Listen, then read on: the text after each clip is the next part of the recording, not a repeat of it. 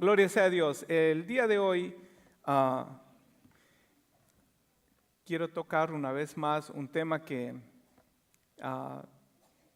creo que se debería tocar constantemente.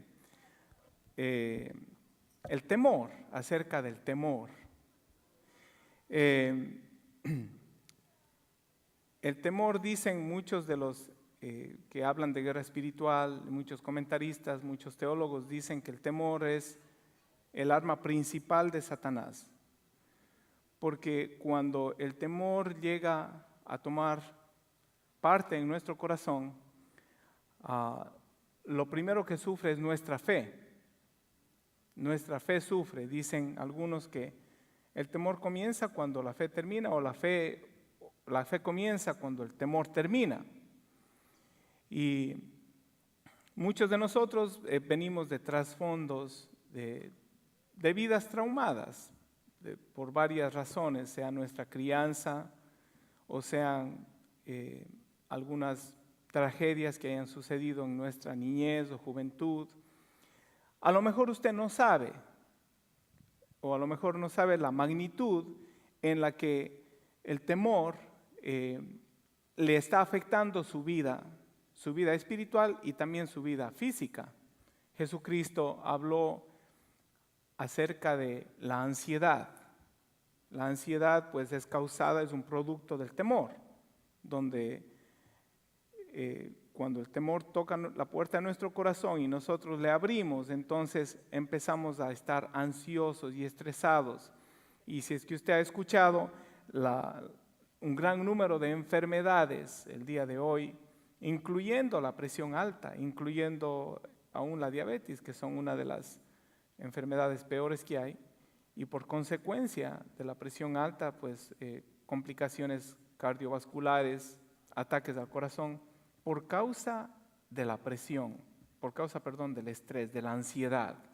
Y todo tiene su base en el temor.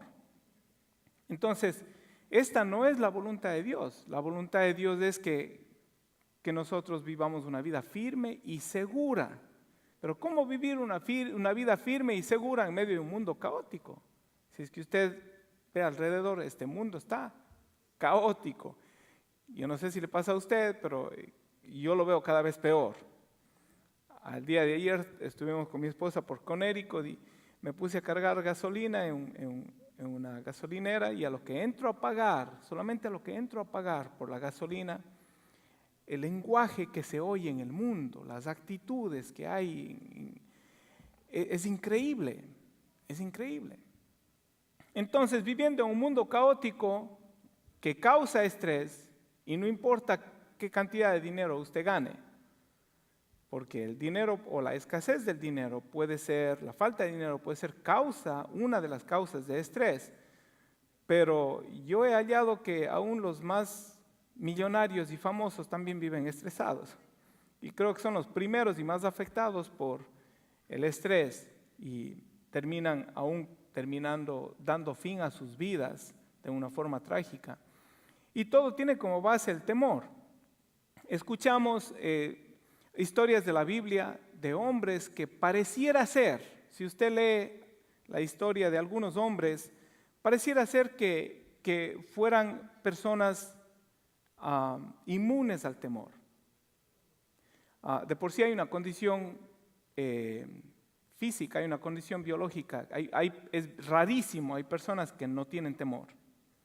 Tiene que ver con una mala función del cerebro, porque Dios nos ha creado de tal manera de que nosotros podamos evaluar ciertas cosas en las cuales hay peligro, ¿verdad?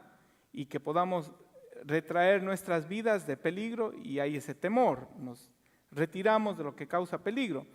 Por causa de esta naturaleza humana, el diablo toma entonces ventaja para presentarnos escenas o presentarnos situaciones o hablar a nuestra mente, a nuestro corazón, de cosas que son irreales, que tienen apariencia de realidad, pero en realidad son irreales, para hacer que este mecanismo de defensa en nosotros se llene de ansiedad y venga el temor. Amén. Pero estos hombres de la Biblia, ¿cuántos de aquí tienen 50 años o más? Que ya, las mujeres no levantan la mano. María, ¿no levantaste la mano? ¿Qué pasó? Oh, tú todavía no cumples los 50, estás en 38, ¿no? No, yo no sé si alguien se acuerda aquí de un personaje que había, creo que había en las revistas, Juan Sin Miedo. ¿Alguien se acuerda de Juan Sin Miedo? Era un hombre, un personaje, yo me acuerdo vagamente, porque yo no tengo 50 todavía. Era un personaje que supuestamente era un temerario, no tenía miedo. Y si vemos la historia del rey David, el mero inicio de la historia del rey David, pareciera ser un hombre que no le teme, mire, a nada. El terror de ese día, de la época de David, ¿cuál era? Goliat. A Goliat le temía el rey Saúl, le temía el ejército, todo el pueblo de Israel. La Biblia dice que estaban temblando. Y David sale en la escena, en las páginas de la Biblia, y dice, ¿quién es este? Yo voy a pelear con él. Y después le ve de frente y dice, hoy te voy a cortar la cabeza. Delante del gigante. Y David se supone que era un muchacho todavía y que no era entrenado en el arte de pelear, en el arte de la guerra. Era un pastor de ovejas, el hijo menor de su padre. Una vez más, si es que leemos la historia de algunos personajes, pareciera ser que fueron seres excepcionales, superdotados, posiblemente con esta condición que yo le digo de esta persona que no puede tener temor. Es una en un millón, creo. Hay una persona, salió en la televisión, que no conoce lo que es temor, pero es peligroso. Es peligroso no tener ese mecanismo de defensa. Pero bueno, estos personajes no eran unos superhombres, eran hombres comunes y corrientes. Y aquí estudiamos a principio de año una serie de personajes que fueron temerarios, ¿verdad? Que fueron violentos en creerle a Dios, y David fue uno de ellos. Pero el rey David fue una persona común y corriente, como usted y como yo, con algunas características distintas a usted y a mí.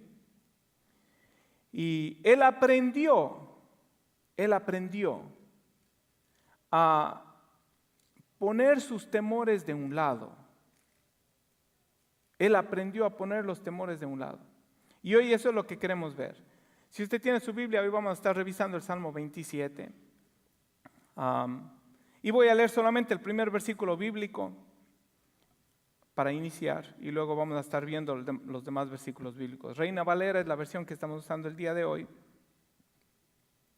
Salmo 27, versículo 1, dice la palabra del Señor: Jehová es mi luz y mi salvación, ¿de quién temeré? Jehová es la fortaleza de mi vida, ¿de quién he de atemorizarme? Y ahí lo dejamos. Padre, te damos gracias por tu palabra, Señor, en este día, y por la administración de tu Espíritu, Padre, que nos renueva, nos fortalece, nos da una nueva perspectiva, nos da una perspectiva real, una perspectiva divina de quién eres tú, de quiénes somos nosotros en medio de este mundo, de esta generación que nos has llamado a vivir. Ayúdanos en esta hora, Señor, a aprender a discernir las cosas que quieren afectar y atacar nuestra fe, y a cómo levantarnos por sobre las circunstancias para poder verte a ti exaltado y obrando a favor nuestro. En el nombre de Jesús. Amén. Amén. ¿Puede tomar asiento? Gloria a Dios. Amén. Jehová es mi luz y mi salvación, ¿de quién temeré? Jehová es la fortaleza de mi vida, ¿de quién he de atemorizarme? Hace dos preguntas ahí el rey David. De por cierto, este salmo está dividido como en tres partes, del versículo 1 al versículo 6. David habla consigo mismo, está hablando como con él mismo. Del versículo 7 al versículo 12, él habla con Dios. Y después del versículo 13 y 14 vuelve a hablar con él mismo. ¿Okay? Entonces, le doy este trasfondo. Primero, hágase esta pregunta: ¿por qué el rey David comienza en este salmo haciéndose estas preguntas? Jehová es mi luz y mi salvación, ¿de quién temeré? Jehová es la fortaleza de mi vida, ¿de quién he de atemorizarme? ¿Por qué? Porque alguien que me diga por qué. ¿Por qué? Porque estaba en una circunstancia difícil. Porque el temor estaba tocando a su puerta. Y déjeme decirle que el temor no toca la puerta suavito. El temor patea la puerta y entra sin que usted le mande a llamar. Entonces David estaba sintiéndose acorralado en alguna situación. Y él nos va a enseñar, o vamos a aprender el día de hoy, cómo es que podemos levantarnos por sobre las circunstancias que nos atemorizan y poder centrar nuestra mirada en el Señor. Él comienza diciendo primero, Jehová es mi luz y mi salvación. ¿Cuál es una de las cosas principales que trae temor al ser humano, digamos desde cuando estamos niños? La oscuridad. La oscuridad. Y cuando nosotros tenemos alguna circunstancia adversa en nuestras vidas, fíjese que esto funciona hasta con nuestro cuerpo, con los químicos de nuestro cerebro. Cuando nuestra mente no puede procesar cosas, cuando está sobrecargada. Es como si estuviéramos, en inglés le dicen cuando usted está en un fog, cuando usted está en una neblina, no puede coordinar bien los pensamientos. Es como si estuviera en unas tinieblas, en oscuridad, empieza a haber temor, ansiedad en su vida. ¿Por qué? Porque usted no puede ver el próximo paso a dar. Sea una circunstancia económica, sea unas relaciones, hay muchas cosas que pueden traer ansiedad a nuestra vida, relaciones interpersonales, circunstancias económicas, enfermedades, ¿verdad? Nuestros seres queridos, a veces las actitudes o las decisiones de nuestros seres queridos también nos causan ansiedad. Y en esa ansiedad es como si nos cayera una nube y empieza a haber oscuridad. Lo primero que comienza declarando David dice, Jehová es mi luz. Jehová es mi luz. La Biblia dice que Dios es luz y que en Dios no hay sombra de variación. ¿Y por qué nosotros podemos confiar y decir y proclamar, Jehová es mi luz? ¿Y qué es lo que esto hace a favor nuestro? Pues esto nos infunde seguridad, porque el hecho de que Dios es luz quiere decir que Él no tiene sombra de variación. Que Él no es un agente de temor, sino es un agente de seguridad. Cuando hay luz, usted puede dar sus pasos con seguridad, usted puede ver el horizonte, usted sabe qué decisiones tomar, qué dirección seguir, porque tiene luz. Entonces, el temor empieza a perder su poder. Jehová es mi luz y mi salvación. No solamente Él es mi luz, sino Él es también mi salvación. Y entonces se hace la pregunta él mismo, Jehová es mi luz y mi salvación, ¿de quién temeré? Él estaba temiendo de algo, pero él está haciendo énfasis, él está poniendo sus circunstancias debajo de la luz y de la salvación del Señor. Dice, esta es mi circunstancia, pero Jehová es mi luz y mi salvación. Entonces, no hay persona que pueda hacerme daño. ¿De quién temeré? Luego dice, Jehová es la fortaleza de mi vida.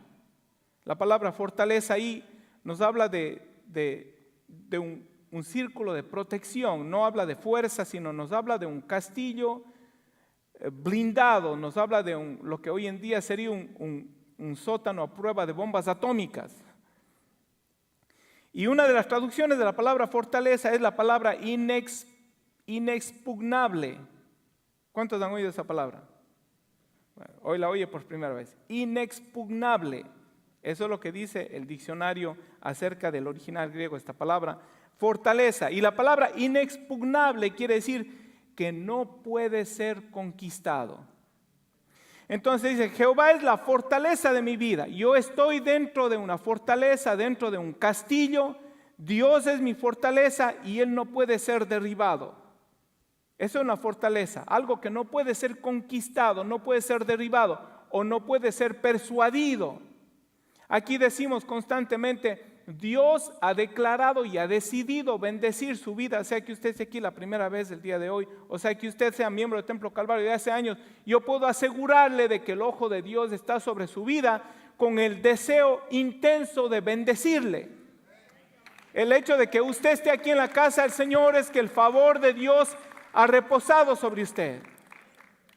Y nosotros tenemos que creer eso y aplaudir eso, no solamente el domingo, sino tenemos que creerlo y aplaudirlo toda la semana. Dios está sobre mí, Él es la fortaleza de mi vida.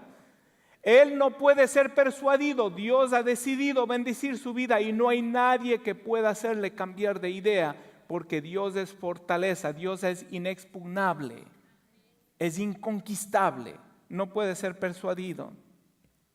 Antes de Dios poder ser tu salvación y antes de Dios poder ser tu luz, tu fortaleza, Dios tiene que ser tu luz.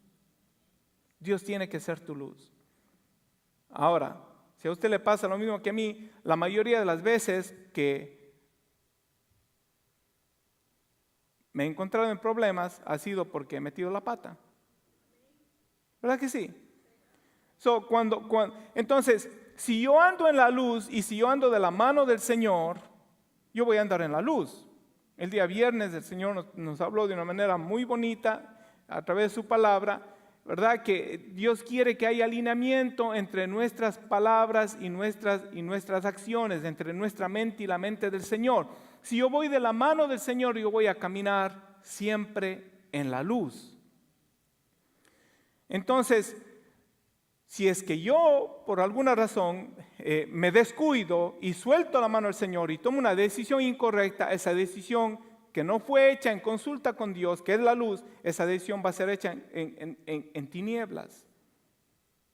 Entonces, mientras Dios sea mi luz, Él será mi salvación. Mientras Dios sea mi luz, Él es mi salvación y también Él es mi fortaleza. Y entonces no tenemos de qué atemorizarnos. Dios nos libra de todos nuestros temores. Y si es que usted no lo ha tratado, dele la oportunidad hoy. Y usted y yo tenemos que aprender a recordarnos cuántas veces Dios nos ha librado de temores para empezar a fortalecer mecanismos espirituales, si es que cabe la palabra, de defensa en contra de los temores que nos trae el diario vivir. Tenemos que recordarnos qué Dios hizo por mí. Dios me libró de esto, pues el día de hoy yo no me voy a dejar atemorizar ni por algo más pequeño, ni por algo del mismo tamaño, ni por algo mucho más grande, porque Dios es mi luz y mi salvación, Él es la fortaleza de mi vida. Gloria a Dios. Versículo 2 dice, cuando se juntaron contra mí los malignos, mis angustiadores y mis enemigos para comer mis carnes, ellos tropezaron y cayeron. Si yo pudiera resumir esto en una versión moderna con un corito, yo podría decir que David está diciendo, escuche. Cuando se juntaron contra mí los malignos, mis angustiadores y mis enemigos para comer mis carnes, ellos tropezaron y cayeron. Yo creo que ahí fue que David empezó a cantar el corito, yo soy testigo del poder de Dios. Él dice, yo he recibido amenazas tremendas y en realidad los enemigos de David le dijeron, bueno, Goliat le dijo, yo voy a dar de comer hoy tus carnes, las voy a dar de comer. Y había amenazas que venían contra David y literalmente le decían, te vamos a despedazar y te vamos a comer, te vamos a devorar.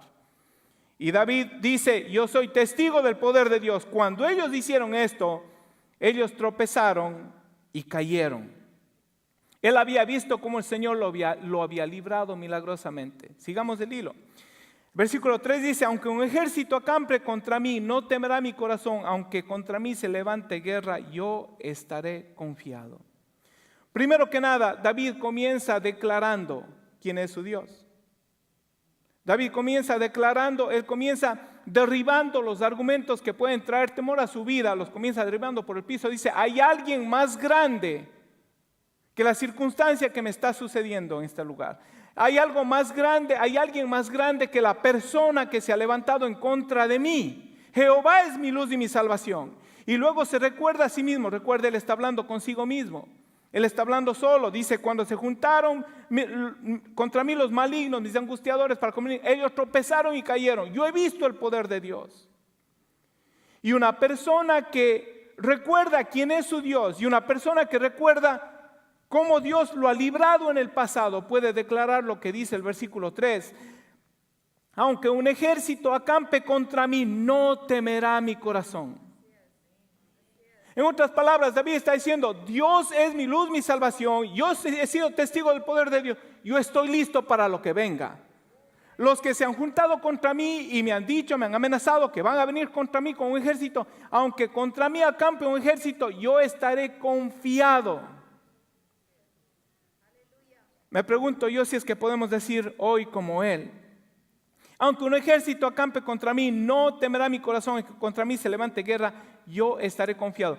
Ahora, aunque parezca sencillo, la última declaración es bien importante.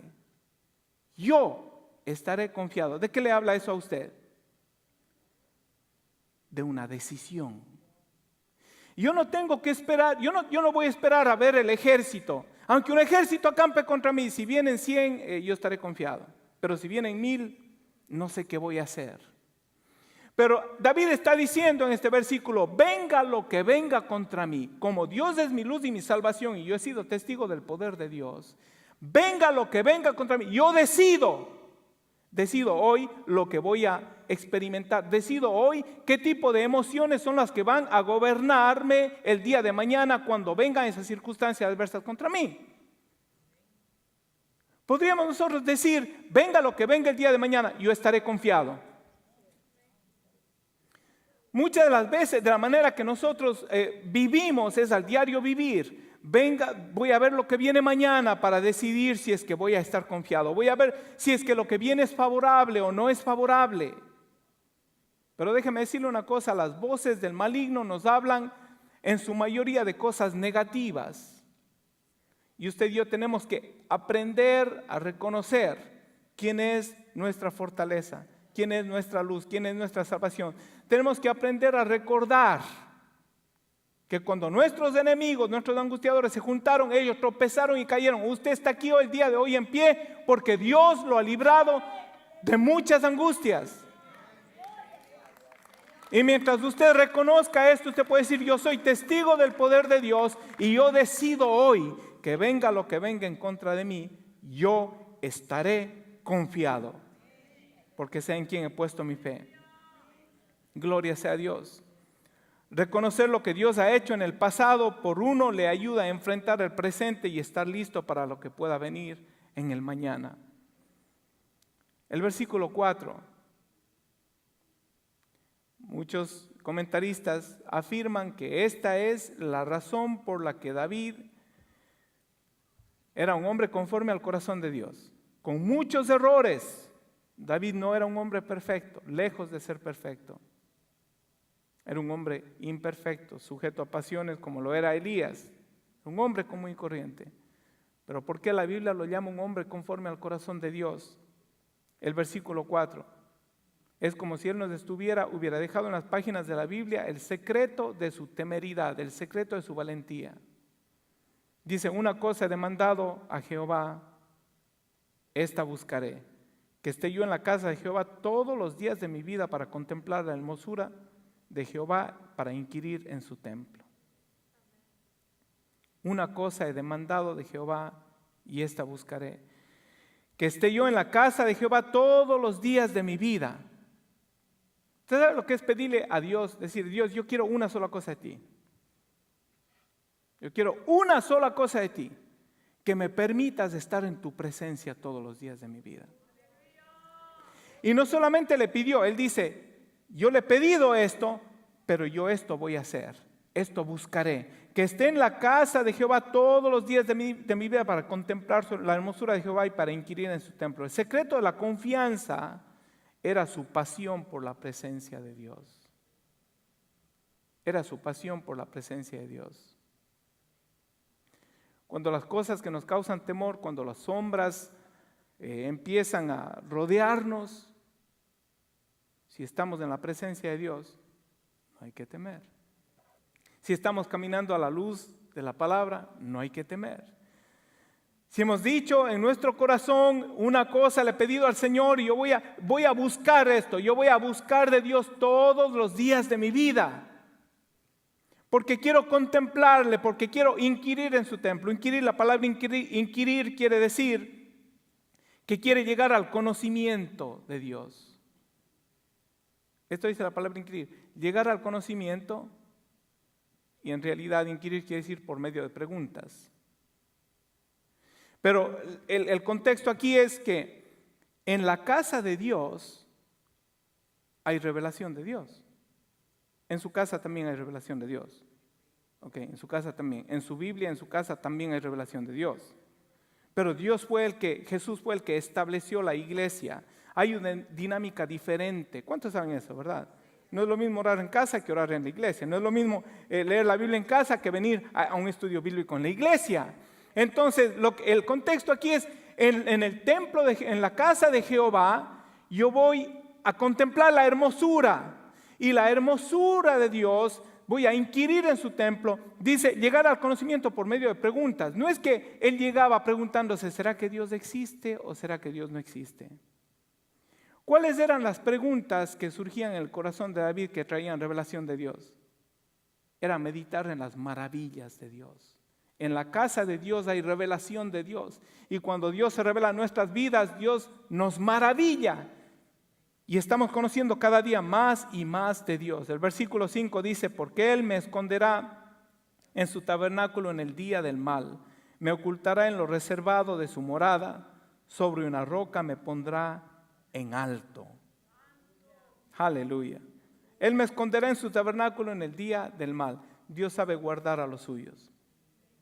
Dios sabe guardarnos en el tiempo de angustia. Dios sabe guardarnos en el tiempo donde hay oscuridad, donde hay incertidumbre. Dios sabe guardarnos en su tabernáculo en el día del mal. Me ocultará en lo reservado de su morada.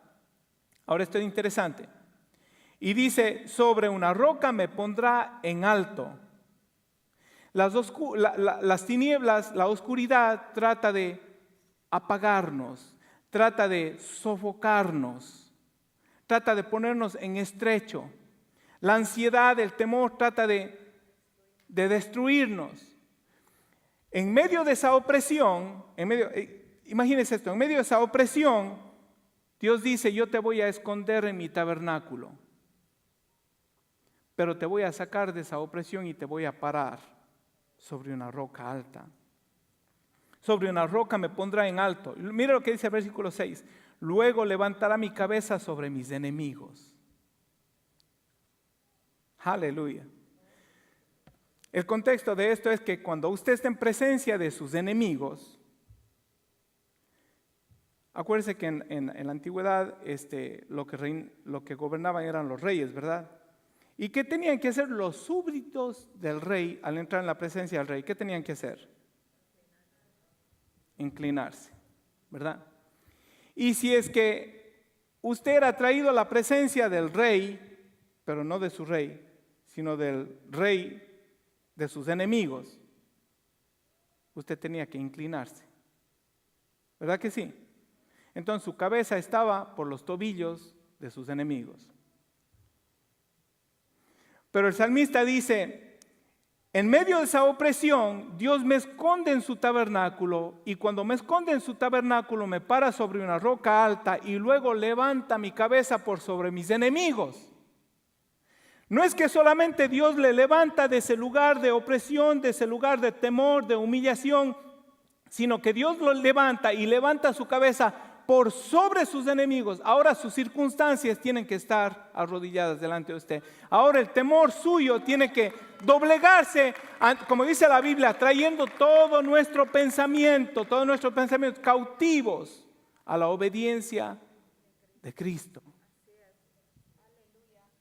Esto es lo que logramos nosotros cuando enfocamos nuestra mente, nuestra mirada, nuestra fe en el Señor. Estamos aquí, Dios nos levanta sobre una roca firme, sobre una roca alta, y levanta nuestra cabeza por sobre nuestros enemigos. ¿Cuántos saben que tenemos enemigos? Luego levantará mi cabeza por sobre mis enemigos que me rodean. Mire esto, muy importante. Yo sacrificaré en su tabernáculo sacrificios de júbilo. Cantaré y entonaré alabanzas a Jehová. El que no entiende la dinámica del reino puede decir, sacrificaré en su tabernáculo sacrificios de júbilo. O sea que cantar es un sacrificio. Wow, cantar es pesado. Adorar al Señor es un sacrificio. Pero ¿qué es lo que nos enseña el salmista a través de todos sus escritos y el resto de salmistas a través del libro de los Salmos? Nos enseñan de que cuando nosotros exaltamos a Dios, quitamos la mirada de nuestros problemas. Nuestra mirada, nuestros pensamientos están sobrecogidos por las cosas que nos agobian, que nos atemorizan. Y ese rato, ¿quién tiene ganas de cantar? Cuando usted recibe una mala noticia tremenda de que tiene que salir su departamento, o tiene que salir su trabajo, o algunas noticias que son terribles, la pérdida de un ser querido, o una enfermedad terminal, o un ser querido. Todos aquí hemos recibido noticias bien feas, ¿verdad? Ese rato, ¿le da ganas de cantar a usted? No le dan ganas de cantar. No le dan ganas de cantar ni de alabar. Pero el salmista dice, yo sé cuál es el secreto. Yo he puesto mi mirada en mi luz y mi salvación. Recuerdo lo que Dios ha hecho por mí. Estoy listo para enfrentarme a lo que venga. Él me va a proteger, me va a esconder. Y aunque yo no sienta el deseo de cantar, yo voy a sacrificar sacrificios de júbilo. Voy a proclamar con voz en cuello que mi Dios es poderoso. Y yo sacrificaré. Ahora, una vez más, esto está en futuro. David dice, venga lo que venga. Todavía hay incertidumbre en David. Todavía él está medio temblando. Dice, venga lo que venga, yo le voy a alabar. Aunque yo no me sienta, yo le voy a alabar. Dios es nuestra gloria, Dios es el que levanta nuestra cabeza. El salmista estaba dispuesto a pagar el precio. ¿Sabe cuál es pagar el precio? A doblegar su carne, a doblegar sus emociones, a darle a Jehová la honra debida en medio de las circunstancias. Porque recuerde, esto es muy importante. Las circunstancias que usted esté pasando no cambian a Dios, no validan a Dios. Ni la prosperidad, ni la serenidad de su vida no valida a Dios. Usted no puede decir, yo he sido prosperado grandemente, soy el mejor cristiano de Templo Calvario. Dios debe estar bien contento conmigo porque mira mi cuenta bancaria. No, las circunstancias no validan. Dios le ama a usted sin condiciones. Pero qué bueno que ni las circunstancias buenas no validan a Dios, las circunstancias malas tampoco niegan la existencia de Dios. Las circunstancias no determinan o no cambian a Dios. Dios puede cambiar sus circunstancias. Cuando ponemos nuestra fe en el lugar correcto, cuando ponemos nuestra mirada en nuestra luz, en nuestra salvación, cuando recordamos lo bueno que ha sido Dios con nosotros, Dios va a cambiar su circunstancia. En el día malo, Dios le va a socorrer, Dios le va a ayudar.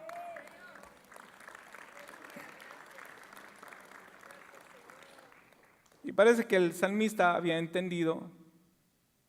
Él dice, yo sacrificaré en su tabernáculo sacrificios de júbilo. Él había entendido que hablar o enfocarse en sus problemas no resuelve mucho, no resuelve nada. Pero alabar a Dios cambia las cosas. Amén. En el versículo 7 comienza entonces él a hablar con Dios. Oye, oh Jehová, mi voz con que a ti clamo. Por eso le digo que hasta este punto David estaba todavía temblando. Él estaba confesando lo que Dios era para él, lo que él había visto. Estaba diciendo, Él me esconderá en el día malo, venga lo que venga, Él me va a esconder, Él me va a levantar. Y yo prometo que yo voy a cantar, voy a alabarle, porque Él levantará mi cabeza. Y ahora que empieza a disiparse la nube de temor que había sobre él, entonces empieza a orar. Oye Jehová, mi voz con que a ti clamo, ten misericordia de mí y respóndeme. La palabra que resalta aquí dice, oye mi voz con que a ti clamo. No era que él estaba orando como nosotros oramos por los alimentos, ¿no? Gracias, Señor. ¿Cómo ora usted antes de comer? Gracias te damos y que no vengan más de los que estamos. Pero en él había un clamor, había un clamor. No solo hay que saber cantar y adorar, hay que saber clamar. Y no es que Dios se hace de rogar o espera hasta el último minuto para acudir a nuestra ayuda, para que usted y yo estemos gritando, ayúdame Señor, un clamor, no. Dios quiere que aprendamos a clamar, porque nuestro clamor estremece el reino de las tinieblas. Porque nuestro clamor, ¿sabe qué hace nuestro clamor? Anuncia que viene una poderosa respuesta de parte de Dios, porque cuando clamamos de lo más profundo de nuestro corazón, Jehová responde. El clamor de su boca, el clamor de su corazón le hace temblar al diablo, y por eso Dios quiere que usted y yo aprendamos a clamar. ¿Cómo sería la fe de los creyentes? Si es que Dios sería un Padre, necesito $10, toma. El día de hoy quiero paz, toma. Más paz, toma. Señor, dame paciencia, toma. Pero dame la hora, Señor. Es el proceso de nuestro caminar espiritual, de nuestro caminar cristiano, nos lleva a ir creciendo y fortaleciendo nuestra fe constantemente. Nos lleva a aprender a batallar en contra de las artimañas despiadadas del enemigo. Y por eso es que Dios quiere que aprendamos a clamar a Él. Ahora, los adoradores, ¿cuántos adoradores hay aquí? Los adoradores saben clamar. Y los que claman, los que han aprendido a clamar, han aprendido a adorar. Porque después del clamor viene la respuesta. Y cuando viene la respuesta caemos a los pies del Señor para adorarle por su fidelidad. ¿Verdad que sí? Gloria sea a Dios.